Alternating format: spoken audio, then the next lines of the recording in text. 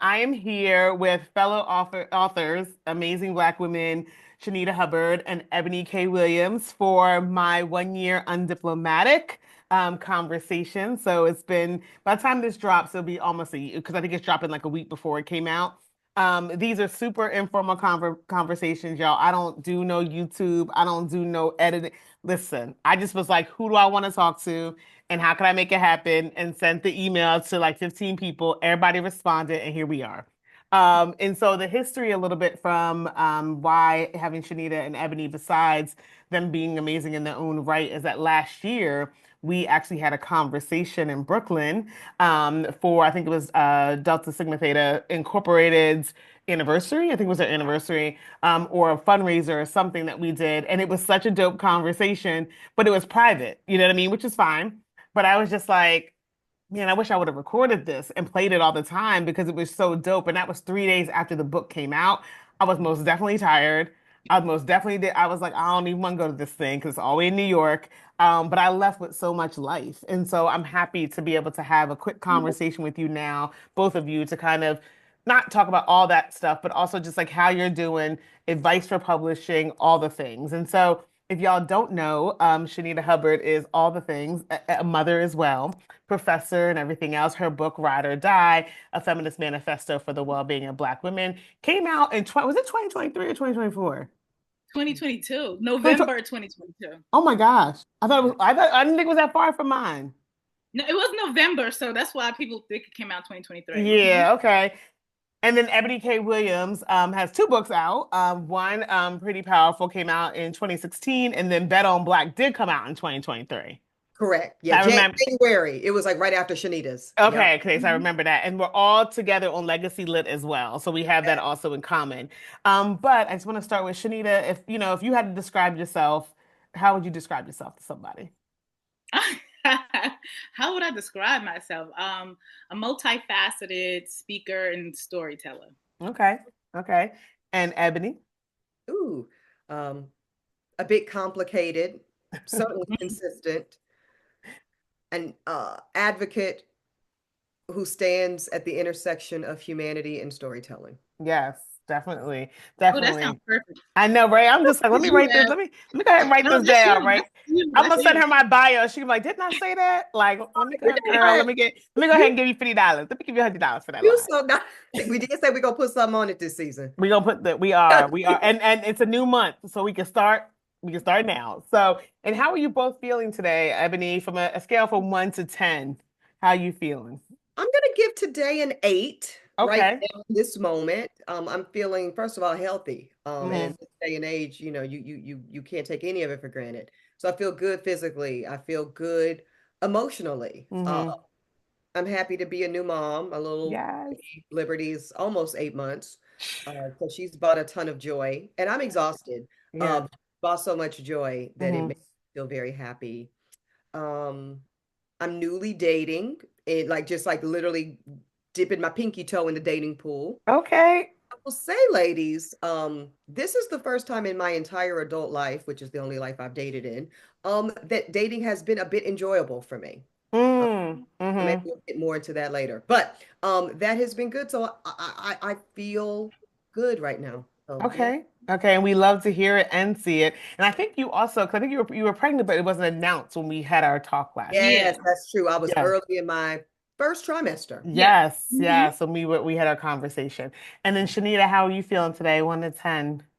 Good morning. I would give this a good 8. I'm feeling really Hmm. thankful, right? So I read this, I'm trying to not doom scroll and read all of this stuff. Mhm. So I read this piece about, again, another policy that is going to disproportionately harm, schools with Black and brown students in it. And I hate to say this because it sounds like an asshole, but I worked You good? really hard, like for the last 2 years, right, to get my daughter out of the school district, which would have been directly impacted by these new policies, and get her into a private boarding school out of this area. Mhm. And she's in there and she's thriving and Good. doing well. She got a scholarship, not because mama got all this Of money, course. but No. listen, God, that school is $77,000 a year. A But year for but high as a mother, school. you did what you had to do. You Yeah, and figured she's you had to smart. do. We got a huge scholarships, right? So in Yes. the midst of all of this stuff going on, we got the parents got a letter from her school that's pretty much saying, listen, that bullshit don't apply to us. We're gonna sit here and we're gonna keep censoring our Black students and we're gonna sit here peeing dope. We private. That's not our business, right? Get us out this group chat. And I was like, oh, this is fantastic. So I feel it's very tough sending your child to boarding school. I only have one child. Ebony, you know how that feel when you just got your one. So that, just seeing that response from my kids' school in the midst of all of this just makes me feel really thankful this morning. Yeah, yeah. No, I love that. I love that. I mean, and definitely with the current affairs, I keep telling people like y'all ain't paying attention. Like I don't understand and I almost don't there's some part of me that's just like the education system is so bad that people don't understand the civics and the connection of what's happening and then Mm-hmm. actually what's going to happen in our communities, right? Which we can get into a little bit later. But go ahead, Ebony. I was going to say, now we, to be clear, are celebrating Yes, Disha's book today and the we 1 year are. anniversary. We're going to get into all of that tea. I just want to flag this too. This sister's book, Oh, Oh, Eve, yes, yes. Eve. I Yes. really it arrived yesterday, and I Uh-huh. can't wait to get into it because I think it's getting into a lot of these themes of Mm-hmm. the Mm-hmm. cyclical nature, the origin story. The book is called Original Sins, the Mm-hmm. origin story of how public education, and I'm not demonizing public education, but just looking at it as a sector, Mm-hmm. many ways is designed to Mm-hmm. create and maintain us as Black folks as a subordinate, second class citizen Yes. group in this nation. And we have Yes. to be honest about that. Mm-hmm. Mm-hmm. I'm gonna Yes, shut up now. definitely. I love Eve. I have Oh, other books by Eve as well, but I don't have that one yet. So I do want to get it. But speaking of books, I do want to talk about your author journey, both of you, because there are so many Black women, especially when I'm scrolling and looking, that are asking for advice, that are in the thick of it, that are trying to get agents, trying to publish books. And I don't think I knew that scene until I got in it and the algorithm did what the algorithm do. And so I would love to hear from you. I'll start with you, Ebony, is like, what was your author journey like? Did you always know you wanted to write a book? Like the difference maybe from the first book to the second book? Tell us a little bit about it. So the short answer is no, Disha. I never had like on my vision board, I want to write a book. I want to be an author. I write in the sense that I'm a lawyer and writing is essential to my trade, right? Mm-hmm. But I never thought of myself as a writer. Um, Mm, and still kind of don't. Even mm, though I write a good bit. I consider myself an author, and there's mm. like no she's such a difference. good, engaging writer. So it's so shocking to hear that. Yes. Mm-hmm. Thank you. You know what I am is I am in denial about the fact that at my core I'm actually a creative. Um, Yeah, yeah. and I She's like, I'm gonna whisper that. I'm gonna whisper. yeah, I'm gonna hit you with the Joe Biden whisper. And I have y'all been in deep denial of that. My whole life, quite frankly, Mm, is because I Mm-hmm. think I always aspire to kind of the straight path. mm, I'm a profession. I'm a this. I'm a that. I'm a blah, blah. And the reality is, I'm absolutely a creative, and I yes. have surrendered to the gift that God has blessed me with my creativity. But so all that to say, no, I never wanted to Mm-hmm. do it. What happened was I, at the time, was an on-camera legal and political analyst Mm, at a few different networks. I bounced around, and one executive said to me, "For you to be on this platform mm, with this level of amplification and reach, and not have a product to sell, mm, mm, downright foolish." mm. Mm-hmm. Never thought of it that way. I thought, hey, Right. I come on these segments. We've all done these TV segments. Mm-hmm. On, you do your hit, you spew your brilliance or whatever you'd spew in that day, and you get on about your business. Right. Never thought of the business component of this is the advertising you can't pay for. Right. Every Right. time we do these hits or these segments or these whatever, whether it's Mm-hmm. digital or linear TV or whatever it is in a documentary, this is the advertising. This is Yeah. the commercial. Mm-hmm. So that was actually my catalyst to go write my first book, Pretty Powerful. Ah. There was a whole bunch of hoopla with the story, but the long and short was it ended up being published by a very small imprint. So there was no financial payoff. And I'm very Right.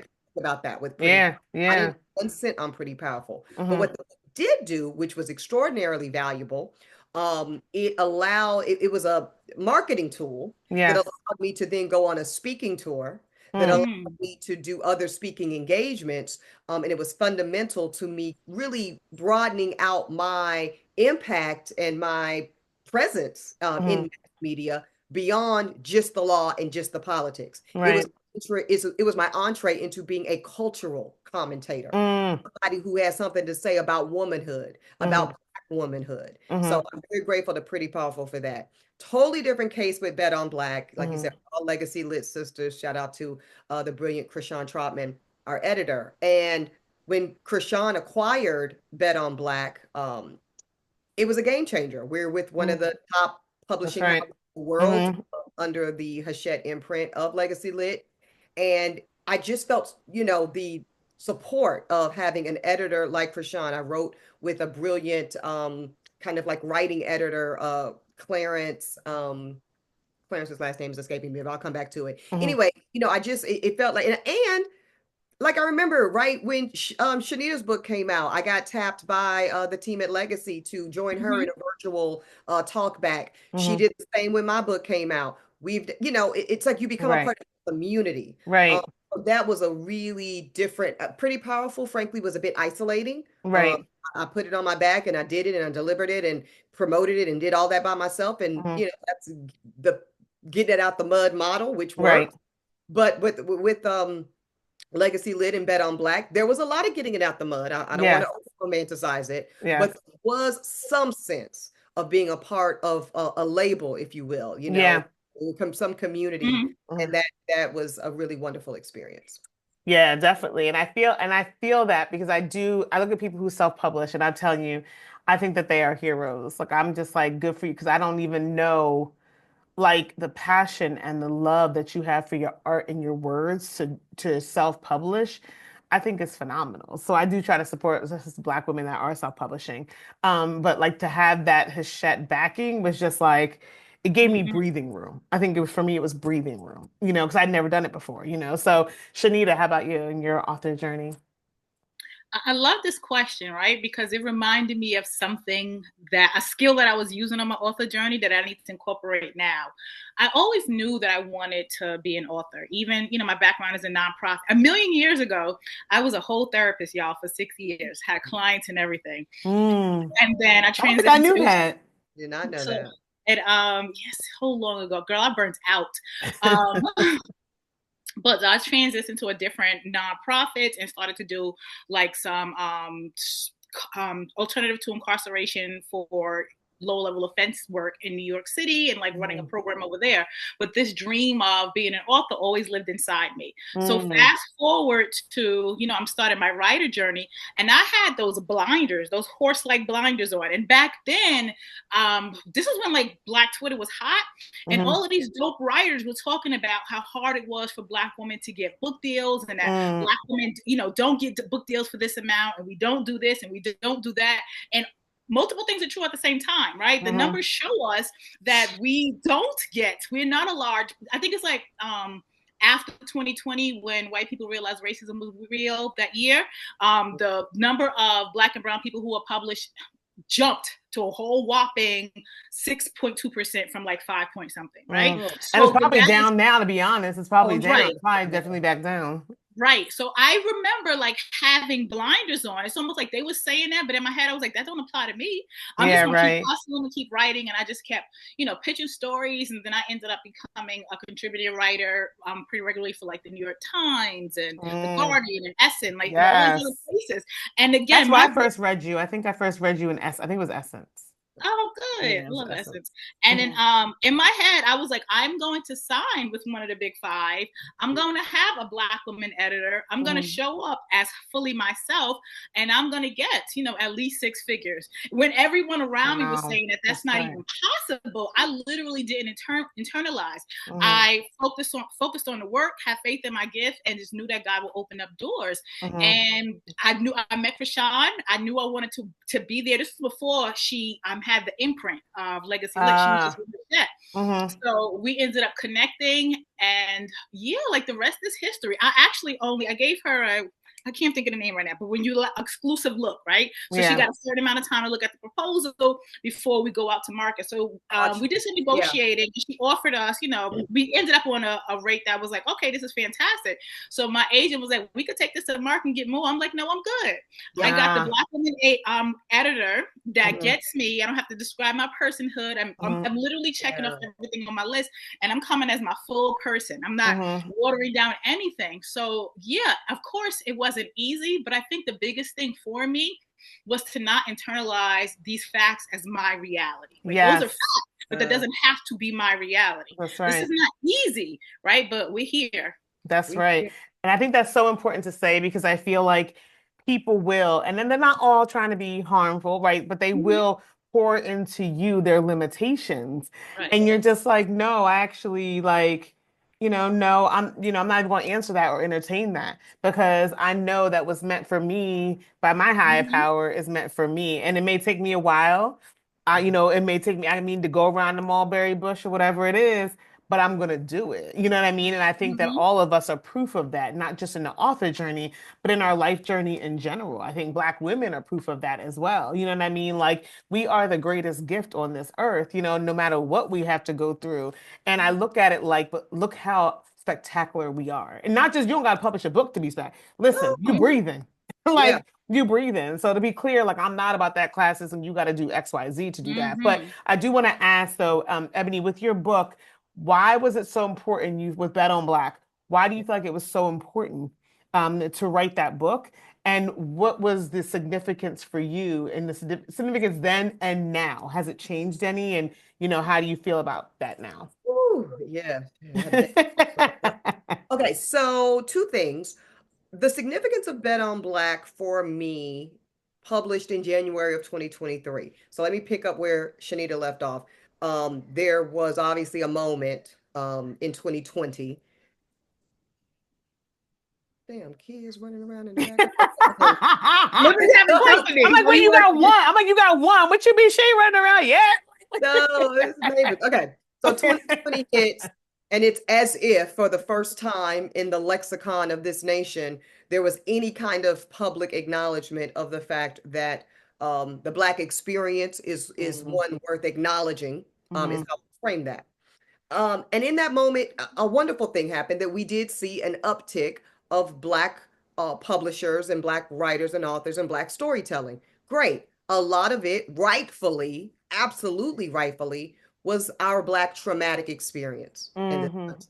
It was a lot of trauma sharing, necessary work to explain to people who do not look like us what it is like to exist, to just exist in these bodies. That's right. How dangerous, how deadly, exhausting. Y'all know the rest.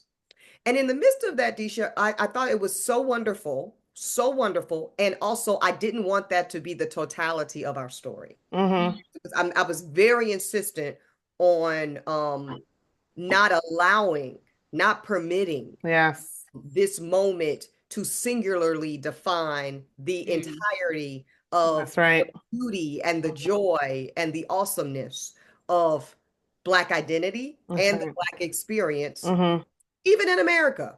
And that comes from, that's my essential nature, but also that's me from an academic lens as a Black studies scholar from my undergraduate days at UNC Chapel Hill. So I wanted to write the good news story, a good news about Black America. So that's why the book is Bet on Black, the good news about Black in America today. Again, the book came out in 2023. So that was my why then. Now, I know, shout out to our former Vice President Kamala Harris, who I think just recently sat down with Deborah Lee and said to In her California. audience, that this moment is not about I told you so. Well, this is about I told y'all so. It absolutely is. Because I have a whole chapter in Bet on Black where I talk about the weaponization of the diversity hire. And in fact, I spell it diversity, but instead of hire, H-I-R-E, I go higher, H-I-G-H-T-E-R, as in our higher power. But yeah, E-R. Yeah, because we know who and whose we are. So we will not allow you to project your innate prejudices, your innate disqualification of who we are as an entire people That's based on right. nothing more than the existence of our melanin. I'm not going to allow your inability to do anything other than that to stigmatize and define my positioning. That's right. So the diversity higher stigma is on you. You know, the Mm-hmm. stigma piece is on you, That's right. white America or non-Black America, or dare we say some Black Americans that Clarence Thomas is actually a perfect example of this, as somebody who says in his um, opinions, his legal opinions around affirmative action, that the whole reason he's against it is because he's still so traumatized by folks thinking that he only got into Yale Law because of affirmative action. Sir, that stigma is not on Yale Law. That stigma is not on Black law students. That Mm-hmm. stigma is on you It's on you. and Mm-hmm. your Yeah. fictionalized Yeah. mythology around the Mm-hmm. inherent nature of Black people. Yes. So yeah, Yes. that's where I'm so to me, this moment feels like a doubling down Mm-hmm. and everything that was really presented in the book. Yeah, definitely. And I felt that. And I think that that's why your book was so important to me because it was one of these that it made me think. And I think the same with Shanita's book. It made me think, because I'm always a student. So I Yeah. know a lot, but I can always know more. And I can always learn more and I can always unlearn more. And I think that both of your books did that for me. So Shanita, turning to you and the importance, of writing Ride or Die, like what was your I think like your impotence behind that, and has that changed from when you actually wrote it, came out, and to now to 2025? Oh, this is such a good question. I am a former ride or die. Like I was the captain of the Builder Brother Institute of America. Like Hmm. that was completely me. And I mean this beyond just romantic relationships. Like Hmm. I spent a great deal of my life burying my dreams while I was busy building the dreams of others. And I mean Hmm. that whether it's in a professional Hmm. setting, right? I'll get to my dream of writing a book, but first I need to do this for this corporation. I'll get to my plans for doing this, Yes. but first my family needs me to do this. And Hmm. I did that for so long, and there were, health complications to it. It's just that ride or die mentality literally is killing us, right? And us, Hmm. I mean Black women. So I wanted to write for us. I wanted to talk directly to us, and I was really clear on who my target audience is. It's in the title of the book, but also really clear on my language. Like I wanted to talk to people who are just like me, like Hmm. regular women who are smart, but just grew up from the hood, ran away from the projects, Hmm. and first in their family to go to college, first in their family to get a master's degree, right? Like you are comfortable on any MLK Boulevard, but you are also a keynote speaker at places, right? You That's love right. hip hop, That's right. but you do what, Dream often says, talk back to the text, right? You start Right. asking these deeper, larger questions beyond just, why are you calling me bitch, right? Hmm. Right? These kind of pushing this genre that we love. And because I'm also a sociology instructor, like I'm forever using hip hop as a lens to Hmm. dissect different topics that Hmm. are specific to Black women, right? So Yeah. this issue is evergreen, right? So Mm. it is interesting that you said that because when your book first drops, and you're on tour and you're doing all of these different speaking engagements, people wanted to kind of hone in on the relationship aspect of what a ride or die is. And we do that. We can have that conversation. But as Hmm. time evolved, especially now, after this last presidential election, I feel like there was a collective shift among Black women. Like it's like we woke up the day after the election, and every last one of us was like, get somebody else to do it. Like I think we Hmm. burned our cape. We wasn't doing this anymore. Like our Hmm. focus was ourselves. We're Hmm. not really just sitting home like playing with fans and ignoring the news. No, we're being hyper focused on healing our own nervous system, Yeah. hyper focused on building community, right? We're not Mm. riding until we That's die right. for a nation, for a company, That's for a right. man, right? Hmm. So to summarize this, like in the beginning, everybody wanted to know about this concept in terms of relationships. Now I'm talking more about what this looks like, how we are burning down, Mm. dismantling and defunding the ride or die industrial complex all across the board, Right. particularly in Right. terms of doing labor for this nation, and particularly Hmm. in the work of being like captain save a country, right? Hmm. So it's definitely evolved, right? We just apply. We're seeing how interconnected it is. This whole ride or Yeah. die. Yeah. Yeah, that's right. And I feel like, and thank you for that, because I feel like one thing when I was in my ride or die, and again, I was like willing to die for people. I was like, I'm willing to do that.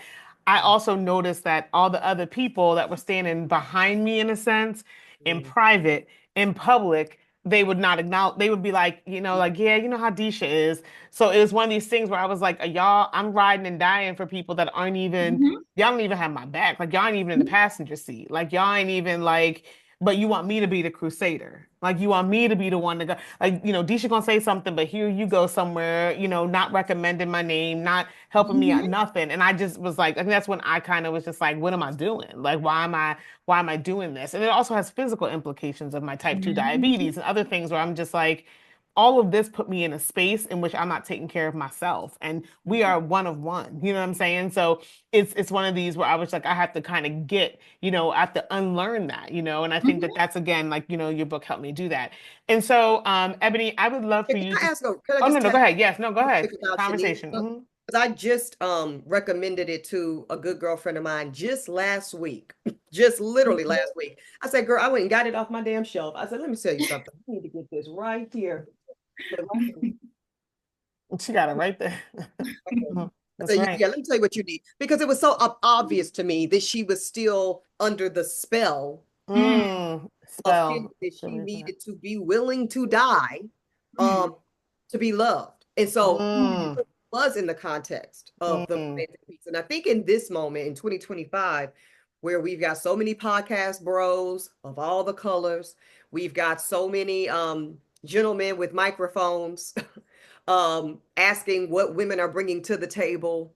Um, I mean, you have to laugh to keep from crying, right? yep. I was like, so here's where I think they are so destroyed. And I do think a lot of men in this moment, and sadly, I think a lot of black men in this moment Mm, are kind of irregulated because mm, they're not accustomed to black women saying, get somebody else to do it. mm, Do for them. Um, mm, they're not accustomed to black women saying, if it's ride or die, we're riding. mm, Whether it's the home, whether it's with mm. our cats, That's right. whether it's with our single motherhood journey, Yes, whether yes, it's with our single home ownership journeys, whether yes. it's with our 15 million degrees, Hmm. we're just gonna ride. Yes. And we're actually opting out of the dying piece. Hmm. Yes. Hmm. I just celebrated. I That is screamed from true. the mountaintops because we're actually done dying. And that's We're it We here. done. are. We're We're done. done. We're done. So I want to say, and this is like I said, I sent y'all outline questions, but that was outline questions. But what do we say to our sisters who are not done that part and you watch them? Like, you know what I mean? Because part of me is like, I can't save you neither. You know what I mean? Like at the end of the day, like I love you, but I can't spend all my time trying to convince you of this, but I love you so much. So what do we say to our sisters who are still caught up in this, caught up in this spell? I think as Ebony, you so greatly put it, Shanita. You know, you know what I love about that question, right? Because it gives us the opportunity to talk about the fact that I don't know if you just like, I'm done with this, I'm finished, I've evolved, and you've mastered it, right? Mm, I feel like, especially because this ride or die mentality is just the baby cousin of the strong black woman trope. And these are all like damn, Shanita, that's family good. indoctrinated Mm, legacy burdens that are passed mm, down to us generationally. So it's so deeply interwoven in our yes. family dynamics, right? We've internalized it, right? So this is one of those things where either you are checking it or you're perpetuating it. Even those of us who like we're not doing it, you still have to check yourself because Yes. while you're not gonna catch Shanita being a ride or die in a romantic relationship like Mm, at all, right? right. Reciprocity is my middle name, right? That's what we're doing. However, I still have to check myself and hold myself accountable when I see myself doing this in a professional setting, right? Mm, Because it's so deeply in me.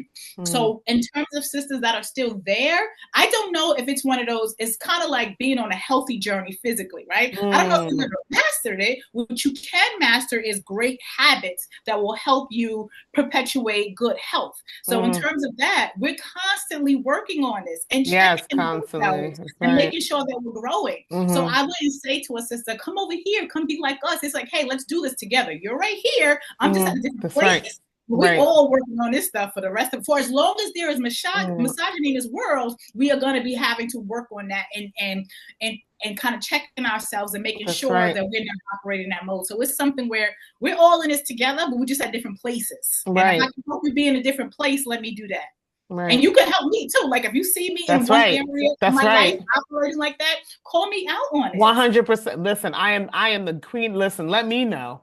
Don't have me Mm-hmm. out here looking. Let me know. You know what I'm saying? Like if you see something or I'm slide or something, gently, you know what I mean? Like let me know. Just remind me of Yeah. my words so I can remember because the lifetime of conditioning is hard to just Yes. walk away from. You know what I mean? Mm-hmm. And so it takes some time. But Ebony, the same question to you about our sisters. Oh, about this? Hmm. Um, I think the modeling is piece. Hmm. Like, I totally agree with Shanita. None of us can kind of snap out of it to our sisters, but I just try to take the position of trying to model what healthy self-centeredness looks like. Mm. Um, Mm. like so many of my sisters, I have childhood and generational trauma that I'm still on an active healing journey around. Yes. And to the point of conditioning, I wasn't necessarily, my trauma is not really around centering men, but it was around centering my mother, for That's instance. right. You know, yeah, just her, really, Hmm. and so getting to a place where I am now doing the work of centering myself in terms of Mm. my own regulation, my own value system, Mm. my own asset building, right? Mm. Yes. This is the deep unconditioning piece. And so I apply that with the male piece. And what I am finding, this has just been my experience so far. I told you I just now started back low Yeah, key. I was gonna get to that next. So I'm happy I'm you bringing putting the that up. order in the Happy you bringing dating. that up. I swear, hand to God, I am finding that these men I am currently going on dates with seem to be more attracted to me, because I don't look different, but I think it's because they are seeing me center me versus Mm. Mm. centering them. Hmm. And you know how there's all this feminine and masculine energy conversation Mm-hmm. going around. I think it is being construed as the height of femininity. Is Mm. I am taking care of myself. I am listening and tuning in and getting really preoccupied with what I need. Hmm. I'm going to give myself what I need to the extent that that works. And then you, good gentlemen, get to pour into that too. And then Hmm. we trust a process that says that my innate nature as your woman is to make sure you have what you need. So Right. Mm-hmm. the reciprocity piece. So I'm enjoying the modeling of riding and not dying. Yes, I love Mm-hmm. that. I love that. And I think that that's so important because what did you just say? I should have wrote it down. Girl, I'm not good. I need to get Oh better no, at radio. But we you recorded said it. something. I know we are recording, but you said something around centering what you need. And I say that even, why I got married I got married at 44 because part of it was like I didn't want you to provide something for me. I wanted you to complement things because my history is that I depend. I'm a codependent. And so I had to break out of that, which is a everyday process. I had to break out of that in order for me to say, okay, now I'm ready to be in a relationship because I was like, I need you to fix everything. Like what I don't have, I need you to bring it here. I need you to bring it here. That's partnership. And then I'm just like, and then obviously that went away and I was lost. I was like, who am I? What do I have to bring to the table? And I was like, Disha, you got to get this shit together because this ain't gonna work. And then that's why it took me so long. And I'm happy about that. I would do that all over again in my 40s, all over again. But I do want to ask you about Ebony, about the dating. Are you Yeah, enjoying it? enjoying it. Yeah, and it's very similar to kind of what you just described, right? I think I know, not I think. I know, let me stand in my own accountability, right? Hmm. When I was dating previously, so I got married and divorced very quickly, very amicable in my late 20s. And Hmm. then I went about what I call like my Oprah era, where it was, about to take over the world, about to dominate, da, da, da. And that was the majority of my 30s. Hmm. My mid 30s, I ended up in a long-term relationship that ultimately got to an engagement, but the pandemic made it very clear that it wasn't a forever thing. Hmm. So what's the math on this? I was like 37, Hmm. the matchmaker, went on like this very kind of Oh. Mhm. aggressive dating journey because I, like many sisters, was doing the math and the biological clock piece was ticking. Ah. And I was frankly operating from a place of desperation. At that point, Mm. I'm 37, I'm looking at 40. I thought I wanted one kid.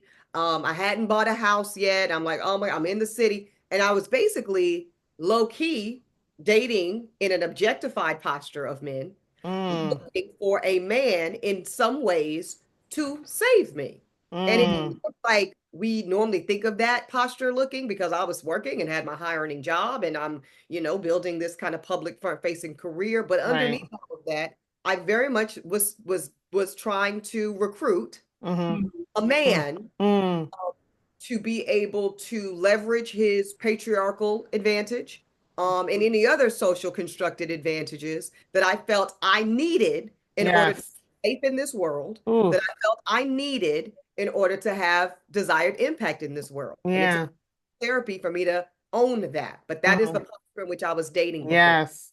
Gonna be the father to my baby, who gonna buy the this, da, da, da, da. Okay. Fast forward, I realized every single thing that I needed to be safe in this world was already within me. Mm-hmm. Mm-hmm. Chills. My That's God right. had already provided it for That's right. That's right. me. Right. And once I actually believed that, y'all, Mm, and I actually started moving in that way. Well, wait a minute. Let me not assume anything. What would it look like if I went to go try to buy my own home in Manhattan? Oh, look at God, I mm, was able to do it. Well, what would it look like if I went about the business of becoming a mother on mm, my own terms in a solo capacity? Well, look at God. And then it's like I mm. look up and I've saved myself. My Yes. That's right. So now I am able to date in a much more enjoyable way, because Yes. I'm not operating out of desperation. Oof. I'm not objectifying these men. Mm, I don't need you to fill the void, the vacancy. that's right. I've done all of that work. So now I get to date, y'all. I go on these dates. I get dressed, da, da, da, I sit across from them, and I am only really asking one question. Do I enjoy you? Mm, You, period. They don't mm, do other stuff. But first mm. and foremost, do I enjoy you? Just like That's I'm right. enjoying both of y'all immensely right That's now. right. That's my threshold of sisterhood and friendship and camaraderie. That is my threshold. I'm not looking, are you at least 6 feet tall? Because I don't want this kind of baby. Are you this? You make this. Like it is That's tough, right. and I'm so Yes. grateful to be able to date in this posture. Yes. And I'm thankful for that for you too, Ebony. Thank you for dropping that word. 'Cause I feel like even the sisters that are looking are going to be like they like the word, because those conversations I think are not happening. And I'm not saying they're not happening for any malicious reason. They're just not happening. I think the social media filters our real feelings, our true feelings around those things, or it filters just us being able to get to somebody to hear that. Because I think that people do get scared. I think that we do get scared in our 30s. Like that. It's just like, oh my gosh, is this going to be? But I love my own company. So I was like, listen, I'm not letting nobody enter the space because I actually really like my own company. I had an apartment in Harlem. I love coming home to an apartment. I was like, oh, this is so nice. I can eat what I want. I Yep. enjoyed myself, and that's what helped. That enjoying piece is what made me look to enjoy like something in a partner. So I love that for you. So we're gonna have to keep us posted on this journey just because I'm nosy. So keep us posted on this journey. And so I want to wrap up, so be respectful of both of your times, but I know that a lot is happening obviously in the world right now, that affects our communities, that involve our communities. And Shanita, I want you just to, something that, is on your mind, an issue, something you see, your thoughts, from being a mother, being a Black woman or anything, something you want to call out, like a call out on something, action. Doesn't have to be, anything fancy. Could also be fun if you want. So yeah. Well, it's not, I don't know if I want to call out more so do I want to put an exclamation point about something. Exclamation point. There we go. And this just actually came from just listening to Ebony just now. I was listening to her, and the whole time I'm thinking, I'm like, wow, Ebony's this powerhouse of a woman, and she's also raising a young girl. And Mm, and Ebony is really, public facing person. She has all these different conversations.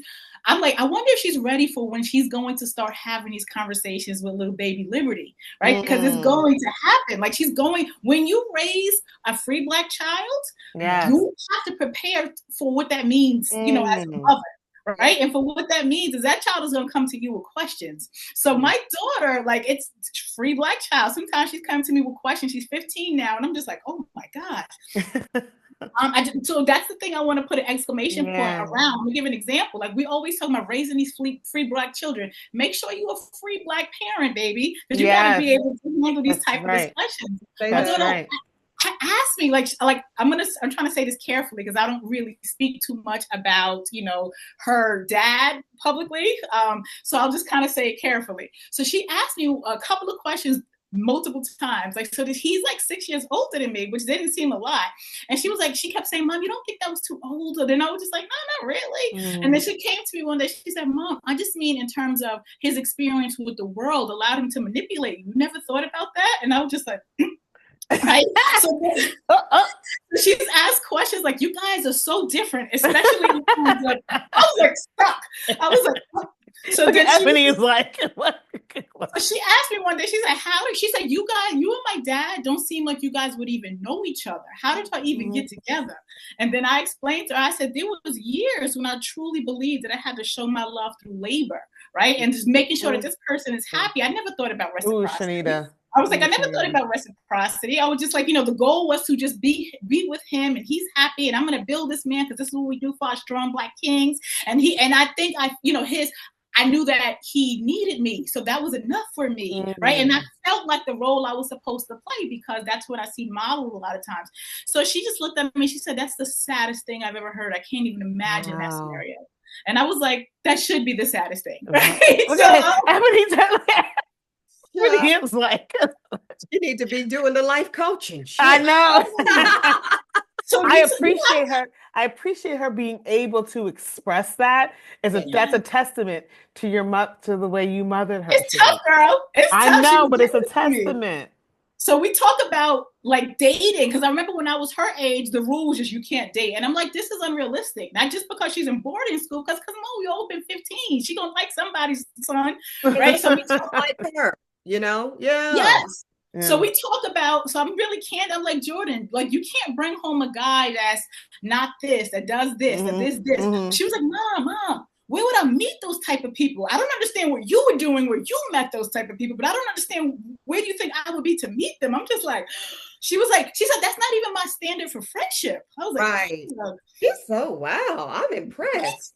So I'm like, so my thing I wanted to just really note for all these Black mamas out here who are raising free Black children, one day these free Black children are going to feel free enough to have tough conversations with you, and you got to be okay with it. Yeah. Period. That literally came to me. That's what I was thinking about when I was listening to Eboni, because I was like, she will have a little Jordan on her hands. I bet you is. Yes. The little Liberty. Listen. Little Liberty. What you are modeling for her, Ebony, is just, and it's not just all the professional public things, to be honest. Like, that's nice, but she knows you as mom. So what she sees is going to be, different. So Shanita, I love that. And Ebony, also something you can piggyback off of that, or you can talk about something else that is on your mind right now with everything. No, I think we got to stay here for a minute. And Yeah, I think okay. your point of like being prepared to answer big questions from these little children. Because, obviously the one at top of mind is, why did you knowingly decide to bring me into this world without a father? Which she's going to ask probably several times. And I can't tell you I've got like a model answer, because I don't know that there's a model answer for a question like that. But I can tell y'all that I wouldn't have dared consider doing this without processing some level of awareness around that moment. That day will come. One thing that I will say is, I so trusted my God to again equip me. That's right. As his humble servant and daughter, to have all of the things necessary for your well-being. And a part of that equipment is availing myself to the incredible men in my world, right? That can also model and be of paternal protection and example for you, while not your father in the way that your friends have dads that they live with, and all of that is, and it's wonderful. And I think fathers are extraordinarily important to family, Yes. especially Black family. Let me be very, very clear about that. Mhm. I guess essentially what I'm saying to my daughter is I trusted my ability to be the exception. And I trusted the possibility of you having an exceptional experience That's right. that would still serve you and keep you safe and keep you loved. Hmm. Yeah. No idea how that will land with Young Liberty, but Hmm. that's my truth. Hmm. Can I add something to that, Ebony? Please, Yeah. please. So I know it's completely not the same thing, right? So I remember, well, I was like good 8 months pregnant at my whole baby shower, and I knew then that I was going to file for divorce, right? I was just like, Mm. I've been knew I was going to get divorced. I just got pregnant in the midst. This is complicated, Happens. right? All this It happens. happens. Hmm. Hmm. So my daughter Jordan was like 3 days out the hospital, and we home. And I said, "Man," and I'm like, "Okay, remember I had told you I ain't want to be with you. Like this ain't changed." So I have a whole like newborn, and like going through divorce. It was just a lot, right? So my daughter doesn't know a world where me and her dad was together. She literally only knows us. Mm. So as she got, and that's, so she never came, all she ever saw was us. So, you know, Mhm. so as she got older, she would ask questions. She started maybe around 5 and then again at 8. And then again, what I mean? She always asked the same question. Why did you divorce my dad?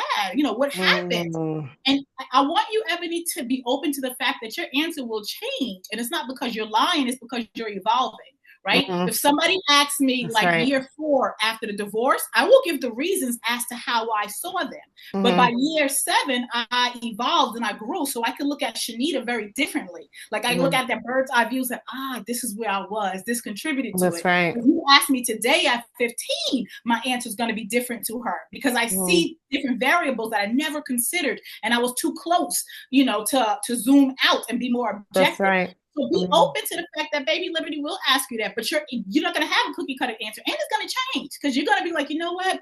I see something in me that I didn't realize before, but this also played a contributing factor to it. Yeah. I received that. Thank you for Yeah. that. Because it's hard. Yes. Yeah. Yeah. Yeah. Yeah. And so I'm gonna wrap up because I know that we all have things that we have to get done. But before I do, just very quickly, I want to express how much I adore both of you. I think I met you both there. And I think you meet people who just have an impact where you think about them long after your little speaking engagement. You know what I mean? Not little, it was wonderful. But like, you think because like, you're in the thick of things when you launch. And so you're doing so much.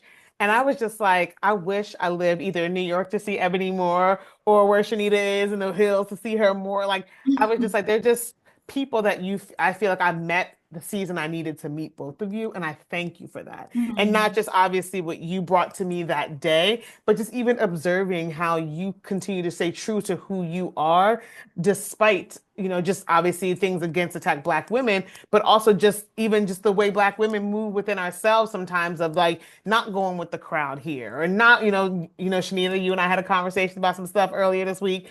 You know what I Mm-hmm. mean? That sometimes you just got to be like, no, I don't agree. Like this is not for me. And so I appreciate. So I want to give those flowers to both of you. We're gonna be giving away your books too, which I'll put all in the caption. But just to close, I just want to kind of say, just we'll start with Shanita. How can we support you? How can people support you? Thank you for that. And the love is so mutual. Like I've loved Ebony from afar. I felt like I would always like, I don't know if you guys ever watched Game of Thrones, right? But there's this scene where like Jon Snow pulls out this sword and there's like a billion people coming after him. That's always the image in my head when people want to come after Ebony online. I'd be like, wait a minute, right? I'm always that person. Like I just rock with Ebony heavy.